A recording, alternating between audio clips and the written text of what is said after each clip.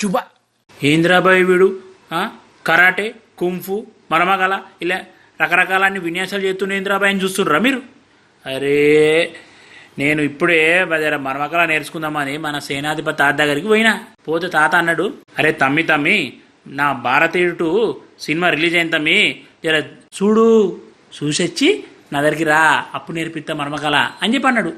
అరే పోంతి తాతగా అంత ప్రేమగా చెప్తాను చూసిరా అంటుండు అని చెప్పి నేనేం చేసిన జబా ఉరికినా. అరే టికెట్లు ఏదో దొరికాయో అని చెప్పి పోయి చూసేవరకు టికెట్లు దొరికినాయి. అయ్యో ఆ తాత దయ వల్ల ఏదో దొరికినాయి. సినిమా చూసినారు, జబర్దస్త్ ఉంది రాబాయ్.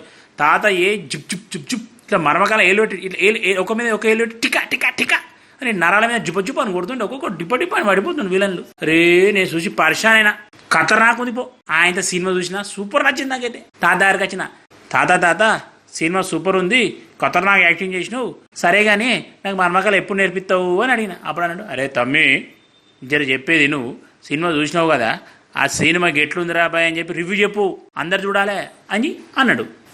అప్పుడు నేను ఏం చేసిన, సరే అయితే తాత చెప్పిండుగా అని చెప్పి రివ్యూ చెప్దామని ప్రిపేర్ అయినా. సినిమాలో మాత్రం సూపర్ మెసేజ్ ఉంది రాబాయ్, జర అందరూ దేకో అంటే